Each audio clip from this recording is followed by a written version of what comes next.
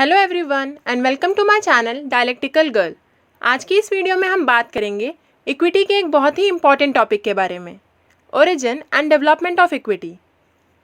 ये topic mostly हर बार exams में पूछा जाता है और आपके सेमेस्टर एग्जाम के पॉइंट ऑफ व्यू से ये टॉपिक बहुत ही ज़्यादा इंपॉर्टेंट है।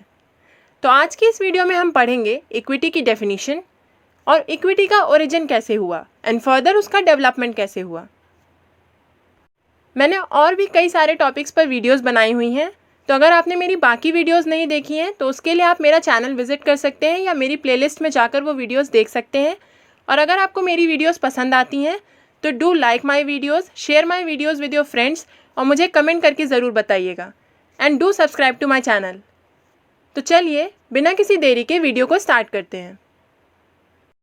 जस्टिस वेस्ट इक्विटी को डिस्क्राइब करते हुए कहते हैं कि ये एक इंटेलेक्चुअल एनर्जी है। ये दो चीज़ों से मिलकर बनती है।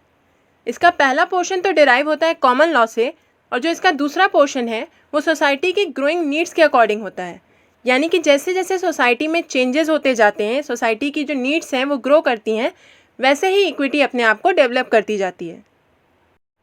अब अगर हम बात करें स्नेल की, तो वो इक्विटी को डिस्क्राइब करते हुए कहते हैं कि इक्विटी नेचुरल जस्टिस का ही एक पोर्शन है जो कि काफ़ी पहले इन्फोर्स हो जानी चाहिए थी, लेकिन कुछ हिस्टोरिकल रीजंस की वजह से कॉमन लॉ कोर्ट्स ने इसे इन्फोर्स नहीं किया। लेकिन बाद में जब कोर्ट ऑफ चांसरी इस्टेब्लिश हुई तो उसने इक्विटी को इन्फोर्स किया।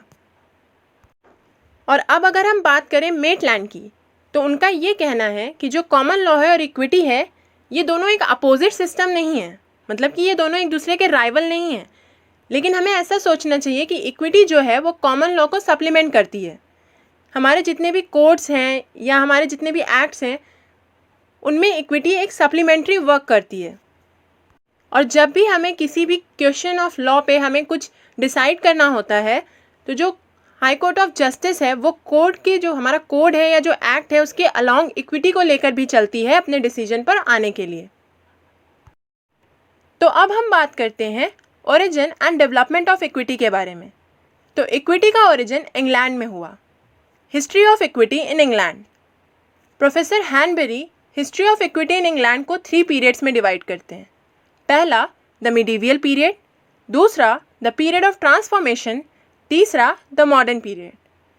अब हम इन सभी पीरियड्स को 1 बाय 1 स्टडी करेंगे और पॉइंट वाइज स्टडी करेंगे, जिससे हमें क्लियरली समझ आएगा कि जो इक्विटी है उसका डेवलपमेंट कैसे हुआ।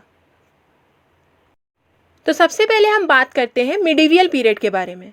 इंग्लैंड में जो हिस्ट्री ऑफ इक्विटी है उसको नॉर्मन कॉन्क्वेस्ट के टाइम से ट्रेस किया जा सकता है। नॉर्मन कॉन्क्वेस्ट के बाद एक रॉयल कोर्ट एग्जिस्टेंस में आई जिसका नाम था क्यूरिया रेजिस। अब जैसा कि हमने कहा ये एक रॉयल कोर्ट थी, तो इसमें जो सूट्स इंस्टीट्यूट होते थे वो रॉयल नेचर के होते थे या रॉयल पीपल के होते थे। लेकिन कुछ ही समय बाद ये जो क्यूरिया रेजिस थी ये कोर्ट ऑफ लॉ बन गई, जिसमें प्राइवेट पर्सनस के सूट्स भी इंस्टीट्यूट होने लगे और डिसाइड होने लगे। और पहले जो सूट्स थे वो कस्टमरी रूल्स के अकॉर्डिंग डिसाइड होते थे, लेकिन समय के साथ ही कॉमन लॉ ऑफ इंग्लैंड ने कस्टमरी रूल्स को ओवरपावर कर लिया। यानी कि अब common law of England prevail करता था किसी भी मैटर को डिसाइड करने के लिए। 13th सेंचुरी में एडवर्ड 1 के टाइम पर कॉमन लॉ ने एक डेफिनेट शेप ले लिया था और 13th सेंचुरी के एंड में 3 great courts of England establish हो गई, जिसमें से पहली थी द किंग्स बेंच, दूसरी द कॉमन बेंच और द कॉमन प्लीज और तीसरी द एक्सचेकर। अब हम इन कोर्ट्स के बारे में थोड़ा सा जानते हैं। तो इन कोर्ट्स में जो लॉ फॉर्मुलेट किया गया था या डेवलप किया गया था या जो एडमिनिस्टर किया जाता था वो कॉमन लॉ था, जो किस पर बेस्ड था, स्टेट लॉ पर और कस्टमरी लॉ पर। यानी कि स्टेट लॉ और कस्टमरी लॉ दोनों को मिलाकर इन कोर्ट्स में जो भी लॉज थे वो फॉर्मुलेट, डेवलप और एडमिनिस्टर किए जाते थे। और जो द एक्सचेकर कोर्ट थी वो सिर्फ एक कोर्ट ऑफ लॉ नहीं थी, बल्कि वो एक एडमिनिस्ट्रेटिव डिपार्टमेंट भी था गवर्नमेंट का। और एक्सचेकर कोर्ट का जो सेक्रेटेरिएट डिपार्टमेंट था उसको चांसरी कहते थे, और जो चांसरी का हेड था उसको चांसलर कहते थे, जो कि किंग का सेक्रेटरी था सारे डिपार्टमेंट्स के लिए और जिसके पास किंग की सील थी। और किंग का जितना भी राइटिंग वर्क होता था वो चांसलर के सुपरविजन के अंडर ही होता था। और धीरे धीरे चांसलर ने एक की पोजीशन डिराइव कर ली कॉमन लॉ कोर्ट्स और काउंसिल के बीच में। क्योंकि एक तरफ तो वो किंग का चीफ एडवाइज़र था और काउंसिल का एक इम्पॉर्टेंट मेंबर था, वहीं दूसरी तरफ उसके पास ये पावर थी कि वो रिट्स इशू कर सकता था, जिसके थ्रू वो कॉमन लॉ कोर्ट्स का जो वर्क था उसके साथ डीप रिलेशन में था और कॉमन लॉ के डेवलपमेंट में भी उसका काफ़ी बड़ा हाथ था।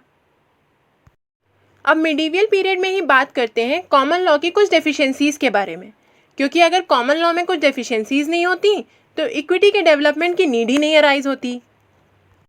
तो सबसे पहली डेफिशिएंसी जो कॉमन लॉ में थी वो ये थी कि जो रेमेडी थी वो सारे केसेस के लिए अवेलेबल नहीं थी। यानी कि अगर आपको किसी चीज़ के लिए रेमेडी लेनी है तो जो सिविल इंजरी आपके साथ हुई है वो किसी पर्टिकुलर फॉर्म में होनी चाहिए, जैसे कि ट्रेसपास, रेप्लियम, ट्रोव एक्सेट्रा। अगर वो इन कैटेगरीज के बियॉन्ड फॉल करती है तो आपको रेमेडी नहीं मिल सकती। यानी अगर आपको कोई रेमेडी चाहिए तो आपकी जो सिविल इंजरी है वो किसी पर्टिकुलर फॉर्म में होनी चाहिए जिसको कि कोर्ट रिकॉग्नाइज करता हो। दूसरी डेफिशिएंसी जो कॉमन लॉ की थी वो ये थी कि जो कॉमन लॉ कोर्ट्स थी वो जो रिलीफ या रेमेडी प्रोवाइड करती थी वो हमेशा एडुकेट या प्रॉपर नहीं होती थी। अगर हम एग्जाम्पल लेकर बात करें तो अगर ब्रीच ऑफ कॉन्ट्रैक्ट की कोई सिविल इंजरी हुई है तो उसके लिए जो रेमेडी प्रोवाइड होती थी वो डैमेजेस के फॉर्म में होती थी, लेकिन स्पेसिफिक परफॉर्मेंस ऑफ कॉन्ट्रैक्ट हमें नहीं मिलता था।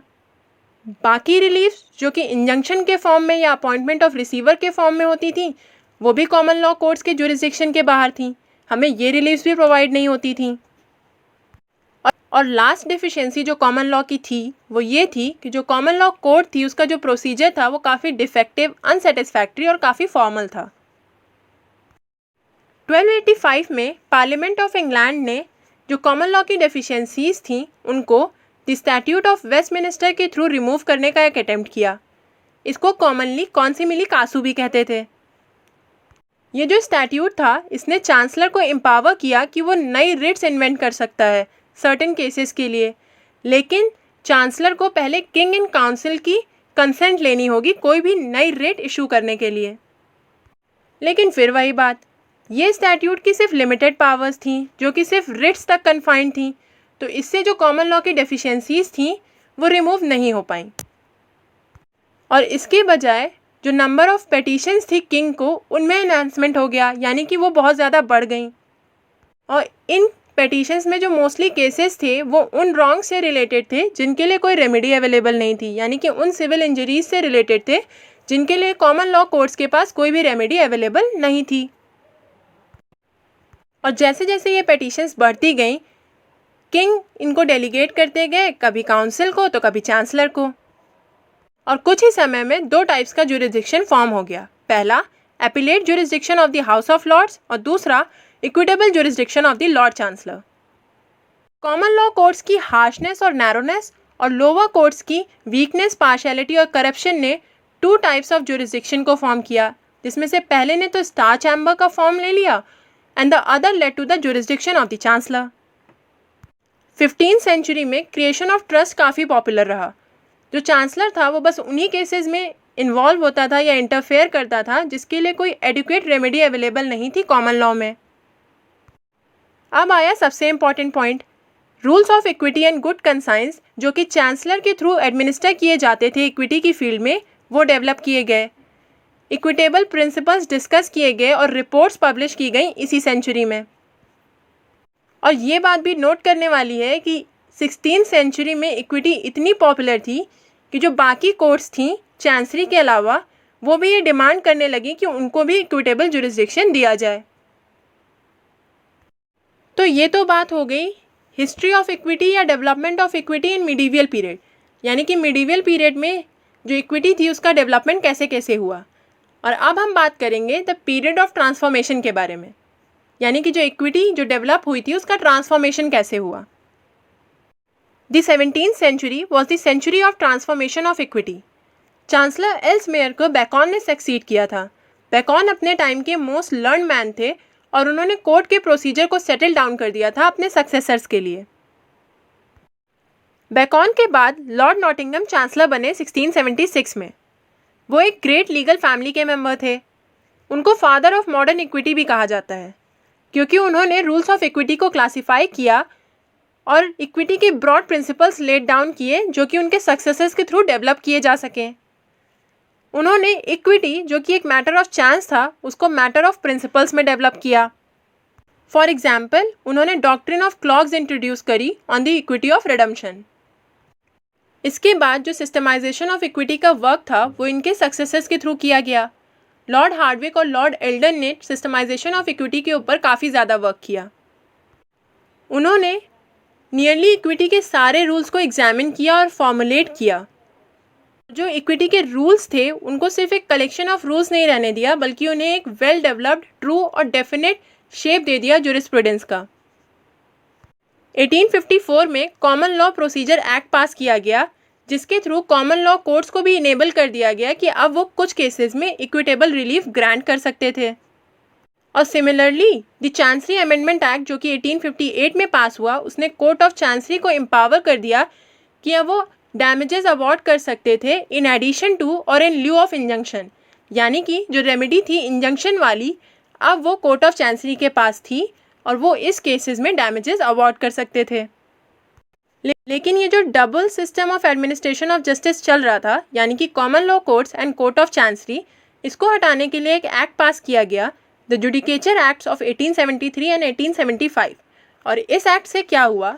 इस एक्ट से जो पुरानी कॉमन लॉ कोर्ट्स थी और जो कोर्ट ऑफ चांसरी थी उनको अबॉलिश कर दिया गया, यानी उनको ख़त्म कर दिया गया, और उनकी प्लेस पर high court of justice establish की गई, जिसके साथ एक कोर्ट ऑफ अपील भी इस्टेब्लिश की गई। जो हाई कोर्ट ऑफ जस्टिस थी उसको 5 डिविजन्स में डिवाइड किया गया। पहली द चांसरी, दूसरी द क्वींस बेंच, तीसरी द कॉमन प्लीज, चौथी द एक्सचेकर, पांचवी प्रोबेट, डिवोर्स एंड एडमिरलिटी। हम लोग एक बार फिर से रिपीट कर लेते हैं। The judicature act of 1873 and 1875 ने क्या किया? पहले जो 2 कोर्ट्स थी, यानी कि the common law court and the court of chancery, इस एक्ट ने उन दोनों कोर्ट्स को अबॉलिश कर दिया, यानी ख़त्म कर दिया, और इनकी प्लेस पर 2 कोर्ट्स इस्टेब्लिश की गई। पहली हाई कोर्ट ऑफ जस्टिस और दूसरी कोर्ट ऑफ अपील। और जो हाई कोर्ट ऑफ जस्टिस थी उसको 5 डिविजन्स में डिवाइड किया गया। और ये जो 5 डिविजन्स थे हाई कोर्ट ऑफ जस्टिस के, ये इक्विटी और लॉ दोनों को साथ में एडमिनिस्टर करते थे। और इन कोर्ट्स का जो प्रोसीजर था वो कोड ऑफ सिविल प्रोसीजर के थ्रू गवर्न किया जाता था। और इस एक्ट में ये क्लियरली प्रोवाइड किया गया था कि अगर कोई भी कॉन्फ्लिक्ट अराइज होता है कॉमन लॉ के रूल्स या इक्विटी के बीच में किसी भी मैटर के रेफरेंस में, तो जो रूल्स ऑफ इक्विटी हैं वही प्रिवेल करेंगे। तो ये तो बात हो गई द पीरियड ऑफ ट्रांसफॉर्मेशन के बारे में, यानी कि जो इक्विटी डेवलप हुई थी उसका ट्रांसफॉर्मेशन कैसे हुआ। अब हम बात करेंगे द मॉडर्न पीरियड के बारे में। जो इक्विटी का मॉडर्न पीरियड था उसका इनॉग्रेशन हुआ लॉ ऑफ प्रॉपर्टी एक्ट्स 1925 के इनैक्टमेंट के बाद।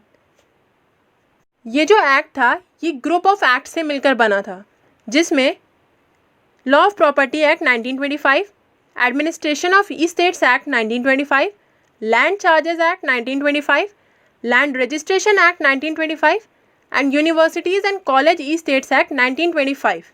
ये सारे जो एक्ट्स थे, इन सारे एक्ट्स ने मिलके the law of property acts को बनाया। तो जो मॉडर्न पीरियड था इक्विटी का, वो हम कह सकते हैं कब से स्टार्ट हुआ? 1925 से, और ये आज तक प्रिवेल करता है। जो इक्विटी के सेटल्ड प्रिंसिपल्स हैं उन्होंने अब एक प्रॉपर फॉर्म और एक प्रॉपर शेप ले लिया है लेजिस्लेटिव इनैक्टमेंट्स का, यानी कि आज भी हम जो कोड्स या जो एक्ट्स पढ़ते हैं उनमें इक्विटी के जो प्रिंसिपल्स हैं, जो रूल्स हैं, वो प्री डिफाइंड रहते हैं। अगर हम प्रेजेंट टाइम के कुछ एक्ट्स की बात करें जिनमें principles of equity pre define की गई हैं या जिनमें प्रिंसिपल्स ऑफ इक्विटी को स्टैट्यूटरी रिकॉग्निशन दिया गया है, तो उनमें से कुछ एक्ट्स हैं the specific relief act 1963, the Indian trust act 1882, the Indian succession act, the guardians and ward act, the Indian contract act and the transfer of property act 1882। Specific relief act के जो provisions injunction, receiver, specific performance of contract etcetera से relate करते हैं, वो principle of equity को recognise करते हैं large extent पर। सेक्शन 48 और 51 ट्रांसफर ऑफ प्रॉपर्टी एक्ट का प्योरली बेस्ड है प्रिंसिपल्स ऑफ इक्विटी के ऊपर। The English equitable doctrine of part performance has also been drawn in section 53A of the transfer of property act. तो जो equity के settled principles थे उन्होंने आज के टाइम पर एक डेफिनेट शेप, एक डेफिनेट फॉर्म ले लिया है लेजिस्लेटिव इनैक्टमेंट्स के फॉर्म में, जिन इनैक्टमेंट्स की हमने अभी बात करी। तो आज की इस वीडियो में हमने बात करी इक्विटी की डेफिनेशन के बारे में, इक्विटी के ओरिजिन के बारे में और इक्विटी की हिस्ट्री और डेवलपमेंट के बारे में। आई होप आपको आज की वीडियो के सारे पॉइंट्स अच्छे से समझ आए होंगे। अगर आपको कोई भी क्वेरी है तो वो आप मुझे कमेंट सेक्शन में पूछ सकते हैं। So that's all for today. अगर आपको मेरी वीडियो पसंद आई है तो प्लीज़ मेरी वीडियो को लाइक करिएगा, मुझे नीचे कमेंट करके बताइएगा और ये वीडियो अपने फ्रेंड्स के साथ शेयर करिएगा। और हाँ, मेरे चैनल को सब्सक्राइब ज़रूर करिएगा। Thank you for watching.